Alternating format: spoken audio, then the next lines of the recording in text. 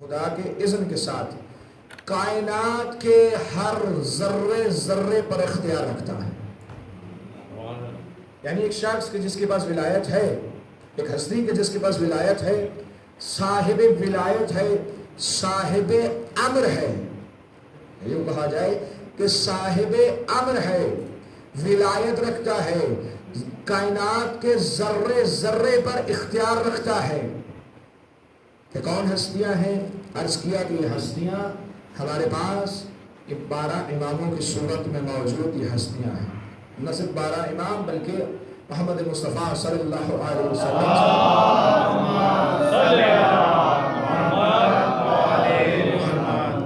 یہ ہستیاں کیا ہیں؟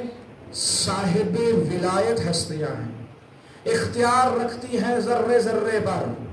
اور ان کے اختیار کا یہاں سے اندازہ ہوتا ہے کہ جب محرم کا چاند قریب ہوتا ہے، جب کہیں فرش عذاب بچھ جاتا ہے، ہمارے دلوں کو اپنی طرف پلٹا دیتے ہیں.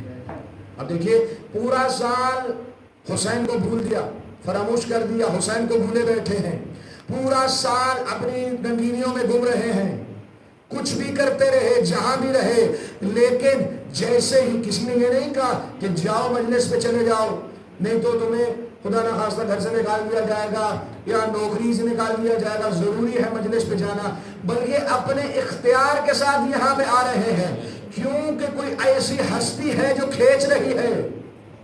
یہی تو اس کی ولایت کا اختیار ہے ہمارے وجود پر، ہمارے نفس پر، کہ جو کائنات کے ذرے ذرے پر اختیار رکھتی ہے کہ جب جہاں چاہتی ہے اس کو اپنی طرف منقلب کر لیتی ہے، اس کو اپنی طرف پلٹا لیتی ہے. یہ کیا ہے؟ یہ اختیار ولایت ہے عزیزو، یہ اختیار ولایت ہے.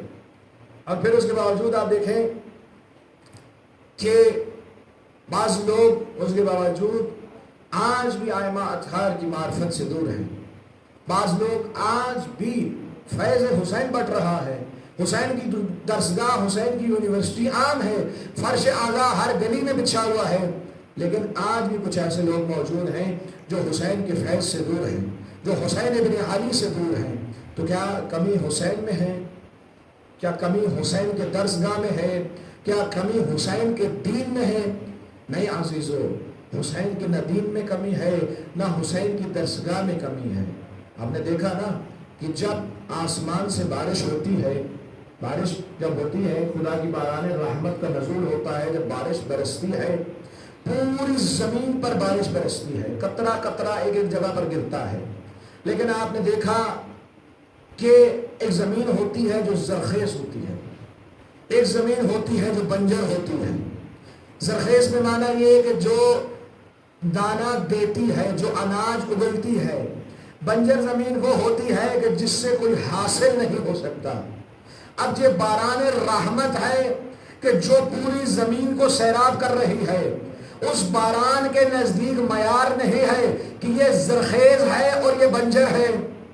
وہ بارش یہ نہیں کہہ رہی کہ میں زرخیز کے پاس ہی جاؤں گی، فقط یہاں ہی گروں گی، بلکہ اس کے نزدیک دونوں ایک جیسے ہیں. بنجر پر بھی گرتی ہے، زرخیز پر بھی گرتی ہے، لیکن کمی اس بنجر میں ہے کہ دانہ نہیں اگل رہی. یہاں پہ بھی ماجرا یہی ہے کہ درس حسین ہر جگہ پہنچ رہا ہے، لیکن کمی یہ ہے کہ اس کے لہو میں طہارت نہیں ہے کہ حسین کے اسم کو لے سکے. ایک صلوات پڑھے محمد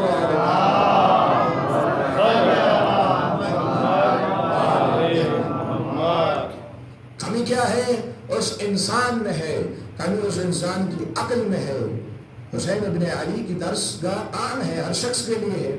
اب دیکھیے یہاں پہ امام علیہ السلام کا فرش اعلیٰ بچھا ہوا ہے، اور میں آپ سے درخواست کروں گا، بعض لوگ کہتے ہیں کہ جی شیعوں کے ہی فقط امام ہیں، امام فقط شیعوں کے ہیں. عزیزو ایسا نہیں ہے. نعوذ باللہ، ہم نے امام حسین کو کوئی ہائی جیک نہیں کیا ہوا. ایسا نہیں ہے کہ امام علیہ السلام کے ہم، بلکہ ہمارے فرش اعلیٰ پہ ہر خاص و عام اپنا پرایا ہر مکتب فکر سے آ کے بیٹھ سکتا ہے. کسی کے لیے کوئی روک تھام نہیں ہے، کسی کے لیے کوئی رکاوٹ نہیں ہے. لیکن چاہیے کیا کہ آپ کا دل، آپ کا قلب پاک ہونا چاہیے ہے. اب دیکھیے، اب آپ مثال لیجئے دودھ کی. دودھ وہ کہا جاتا ہے کہ نور ہے، ایک معروف جو ہمارے معاشرے میں جملہ ہے کہ دودھ نور ہوتا ہے۔ اب آپ دودھ لینے گئے، آپ نے ایک برتن لیا کہ جو برتن صاف ستھرا تھا، اس میں دودھ ڈالا، اس کو استعمال کر لیا، لیکن ایک مرتبہ آپ نے دیکھا کہ آپ نے دودھ کو ایک گندے برتن میں ڈال دیا، آپ نے دودھ کو ایک گندے برتن میں ڈال دیا۔ اب کیا ہوا، وہ جو دودھ ہے وہ خراب ہو گیا، چاہے وہ جتنا بھی نور تھا، جتنا بھی شفاف تھا، وہ تبدیل ہو گیا، خراب ہو گیا۔ کیوں؟ کیونکہ جو ظرف ہے اس کی اہلیت نہیں ہے، اس ظرف میں وہ طاقت نہیں ہے کہ اس کی نور کو باقی رکھ سکے، اس کی شفافیت کو باقی رکھ سکے۔ تو ضروری ہے کہ جب اس فرش عذاب میں آیا جائے تو اپنے قلب کے ظرف کو اس قدر پاک کر دیا جائے کہ جب اس میں حسین اور درس حسین ہمیں ملے، ہمارے قلب میں وہ سما جائے تاکہ ہماری نسلیں سنور جائیں۔ ایک صلوات پڑھیں۔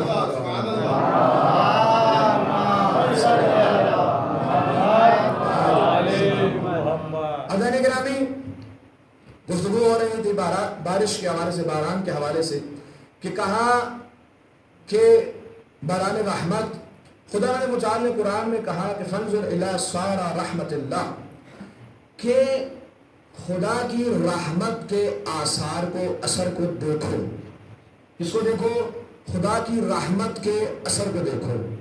مفسرین نے اس میں بہت ساری تفسیریں کی، بعض نے لکھا کہ یہ جو رحمت یہاں پہ استعمال ہوئی ہے، جو رحمت جس کے متعلق کہا جا رہا ہے، یہ رحمت بارش ہے، بارش یعنی آسمان سے برسنے والا پانی، اس سے مراد یہ ہے۔ اچھا، کیا اس کا اثر؟ اس کا اثر ہے بادل، ابر، اس کا اثر ہے۔ اب ہمارے یہاں معاشرے میں عموماً یہ ہوتا ہے کہ وقوع پہلے ہوتا ہے، اثر بعد میں ظاہر ہوتا ہے، لیکن کلام الہی کچھ اور کہہ رہا ہے کہ اثر کی طرف دیکھو۔ معلوم ہوا کہ جو بارش ہے اس کا اثر ہے بادل، اس کا اثر ہے ابر، اس کا اثر ہے ابر، یعنی خدا یہ کہہ رہا ہے کہ آثار رحمت کو دیکھو۔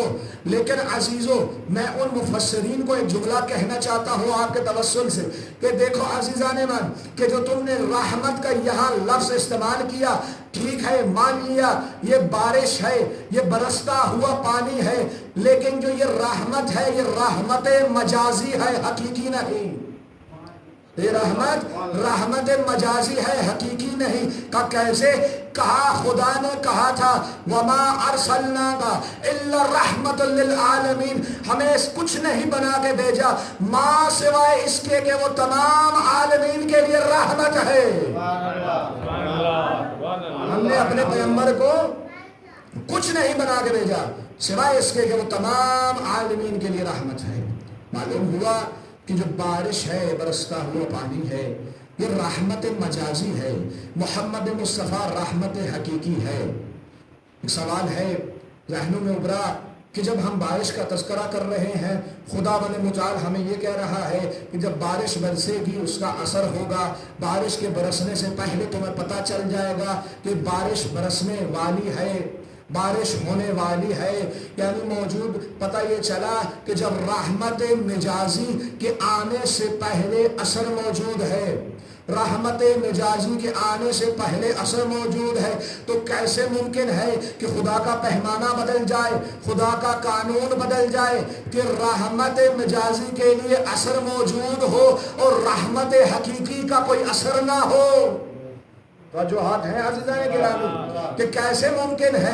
تو تاریخ کو پڑھنا پڑے گا، تاریخ کے ورق کو الٹانا پڑے گا، ذرا تاریخ میں جانا پڑے گا، تو معلوم ہوا کہ جو بارش ہے رحمت مجازی ہے، اس کا اثر ہے بادل، اس کے وجود سے پہلے وجود ابر ضروری ہے۔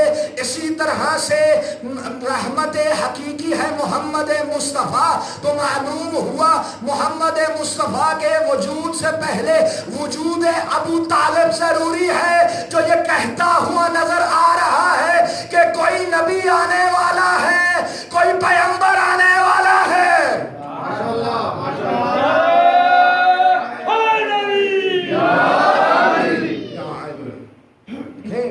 عزیزان گرامی، محمد مصطفیٰ اللہ کے لیے، رحمت کے لیے اثر کیا ہے؟ جناب ابو طالب کی شخصیت ہے۔ میں پہلے بھی ایک جگہ پڑھ رہا تھا کہ یہ حجت خدا ہے، یہ خدا کی حجت ہے۔ موضوع نہیں ہے ہمارا یہ، لیکن آج کل وہ بات آ گئی کہ آپ دیکھیے کہ حضرت آدم سے لے کر جناب عیسیٰ تک پیغمبری کا سلسلہ جاری رہا بغیر کسی رکاوٹ کے، لیکن زمانے حضرت عیسیٰ میں 500 سال تک یہ سلسلہ متوقف ہو گیا۔ 500 سال کوئی پیغمبر نہیں آیا، 500 سال کے لیے کوئی پیغمبر نہیں ہے۔ جناب عیسیٰ کو اٹھا لیا خدا نے آسمان کی طرف، لیکن معاشرہ، وہ قوم، وہ امت کیا کریں؟ کہا حجت خدا موجود ہے۔ کیا کہا؟ حجت خدا موجود ہے۔ روایت ہے ہمارے پاس کہ اگر زمین حجت خدا سے خالی ہو جائے، خدا کی حجت سے خالی ہو جائے، تو یہ زمین اپنے اوپر بسنے والوں کو نگل لے گی۔ وہ معلوم ہوا کہ اس زمین کے وجود کے لیے ضروری ہے کہ حجت خدا ہونی چاہیے۔ کوئی بھی زمانہ ایسا نہیں ہے کہ جو حجت خدا سے خالی ہو۔ اب یہ بحث نہیں ہے کہ اس زمانے میں کون حجت خدا تھی، آپ صاحب تحقیق ہیں، آپ تحقیق کریں، اور یہ آپ کا فریضہ ہے بالآخر۔ یہ آپ کا فریضہ، یہ فریضہ نہیں ہے صرف کہ آپ یہاں آئے فرش اعضاء پہ بیٹھے اور آپ نے مجلس سنی، مولانا نے 1 گھنٹہ پڑھا، ہم نے بہترین 2-4 نعرے بھی لگا دیے، مولانا بھی خوش ہو گئے، شہر امام بھی خوش ہو گئے۔ عزیزان گرامی، ذمہ داری یہ ہے کہ جو آپ یہاں سے سن رہے ہیں اس کو جائیں تحقیق کریں۔ یہ ہے حسین کا چاہنے والا، حسین کو یہ چاہنے والے چاہیے ہیں۔ امام زمانہ کو ایسے افکار کی ضرورت ہے۔ عزیزان گرامی، آپ تحقیق کیجئے کہ اس زمانے میں کون حجت خدا تھی، اس زمانے میں کون سی حجت تھی جن کی وجہ سے زمانہ بچا ہوا تھا۔ اب دیکھیے حجت خدا کی بحث آئی، گفتگو ہو رہی ہے کہ میں پہلے جگہ پہ عرض کر چکا کہ جناب عبد المطلب کا واقعہ ہے آپ سب کے ذہنوں میں۔ ابرہہ کا لشکر ہے، اور جب ابرہہ یمن سے چلا بیت اللہ پہ حملہ کرنے کے لیے آ رہا ہے، اور اس سے پہلے جناب عبد المطلب کے کچھ اونٹ اس نے لے لیے، اس نے کچھ اونٹ لے لیے۔ اب جناب عبد المطلب گئے اس کے پاس کہ میرے وہ جو اونٹ ہیں وہ واپس کر دیے جائیں۔ اب پوری رات، اس کو پتا چلا کہ کل جناب عبد المطلب آئیں گے، پوری رات اپنے چیلوں کو، اپنے جو ہے وہ چمچے جو ہوتے ہیں پاکستان میں تو بہت ہی مشہور ہیں، جو حوالی تھے، ان کو کہا کہ تم ایسا کرو، ایک چیز پہ نگاہ رکھنے کا۔ کیا کہا؟ کوشش یہ کرنا کہ جب عبد المطلب آئیں کوئی شخص ان کے احترام کے لیے کھڑا نہیں ہوگا، کوئی شخص ان کے احترام کے لیے کھڑا نہیں ہوگا۔ کہا ٹھیک ہے۔ صبح ہوئی، جناب عبد المطلب آئے۔ جناب عبد المطلب جب آئے تو یہ ابرہہ ہے جو کل رات یہ کہہ رہا ہے کوئی شخص کھڑا نہ ہو، لیکن روایت کہتی ہے کہ سب سے پہلے خود ابرہہ کھڑا ہوا، کیونکہ خدا کی حجت آ رہی ہے۔ یہ طاقت ہے حجت خدا میں۔ عزیزان من، حجت خدا کا ورود ہوا، یہ شخص کھڑا ہوا، کہا بڑا انتظار تھا آپ کا، اور کچھ گفتگو کی۔ جناب عبد المطلب نے کہا کہ میں اپنے اونٹوں کے متعلق تم سے گفتگو کرنے آیا ہوں، اپنے اونٹوں کے متعلق تم سے گفتگو کرنے آیا ہوں۔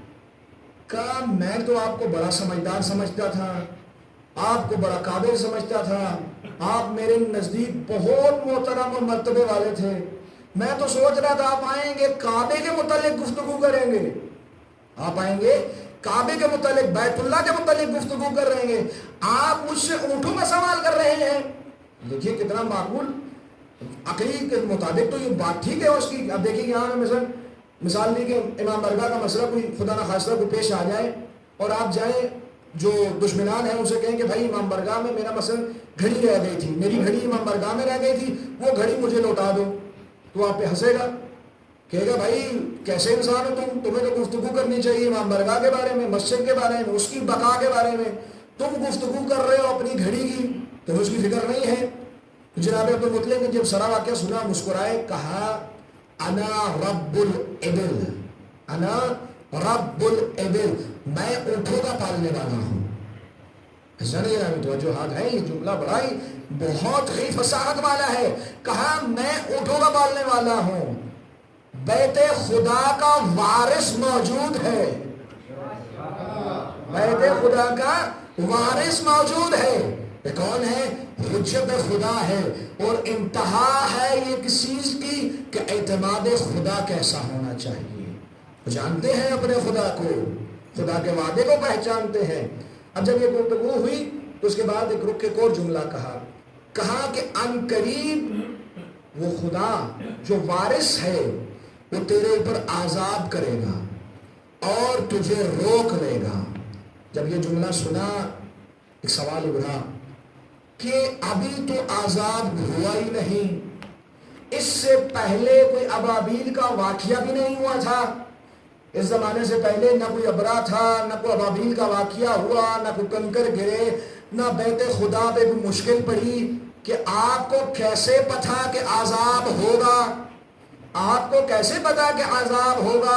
تو جواب آئے گا اس لیے تو ہم حجت خدا ہیں، اسی لیے تو ہم حجت خدا ہے. تو زمانے نے ورق پلٹا.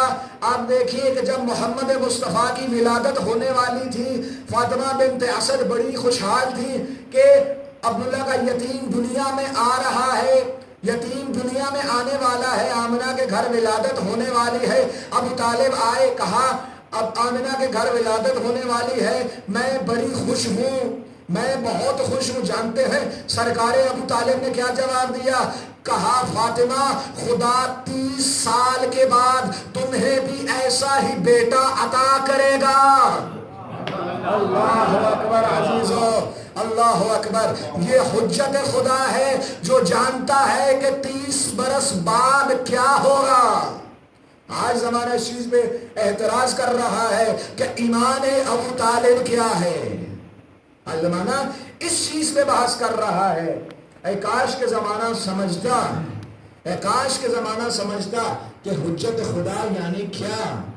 حجت خدا ہی تو ہے کہ جنہوں نے عیسیٰ کے بعد خاتم تک زمانے کو راہ ہدایت پر گامزن رکھا ہے، زمانے کو خدا سے جوڑے رکھا ہے، تسلسل کو ٹوٹنے نہیں دیا ہے. عزیزان گرامی، اب دیکھیے کہ اب ایک اور آپ نے بات سنا ہے یقیناً، بلکہ آپ کے ذہنوں میں ہے کہ جناب ختم مرتبت کی جو ولادت ہوئی وہ جناب ابو طالب کے گھر پہ ہوئی. حضرت محمد صلی اللہ علیہ وسلم صلوات پڑھیں محمد.